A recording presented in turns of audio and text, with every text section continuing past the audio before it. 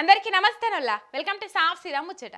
ప్రతి ఆడపిల్లకు తులం బంగారము, కాలేజీలకు పోయే ఆడపిల్లలకు స్కూటీలు, ప్రతి మహిళకు 2500, 500కే గ్యాస్ సిలిండరు అని ఎన్నెన్ని గారడీల మాటలు చెప్పిండ్రు ఓట్లప్పుడు కాంగ్రెస్ వాళ్ళు. ఇక ఏడికి పోయినా ఊరు పండి జనం అవన్నీ ఎప్పుడు ఇస్తారని నిలదీస్తుంటే కాంగ్రెస్ ఎమ్మెల్యేలు కొంతమంది కావురం పట్టిన మాటలు ఎట్లుంటున్నాయో చూడుండ్రి.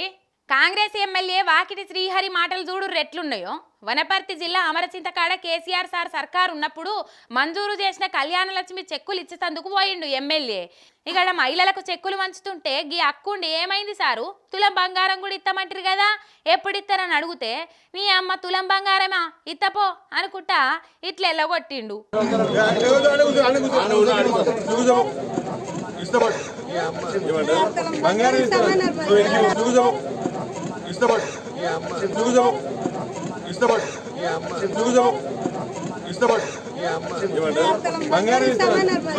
అడిగిన పబ్లిక్ జవాబు చెప్పే దిక్కు లేదు. అసలు అది సాధ్యం కాదని వాళ్ళకు కూడా తెలుసు.